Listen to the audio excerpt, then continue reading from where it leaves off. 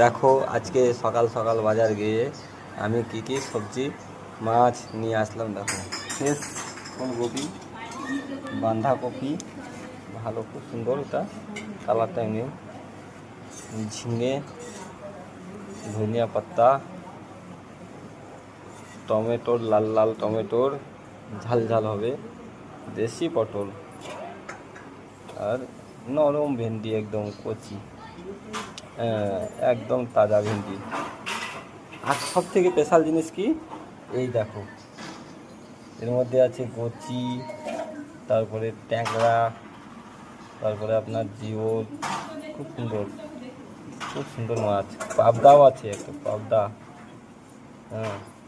এই দেখুন, এটা রুই, এটা মির্গি, কি সুন্দর সুন্দর মাছ। জমে যাবে জমে যাবে আজকে। নমস্কার বন্ধুরা।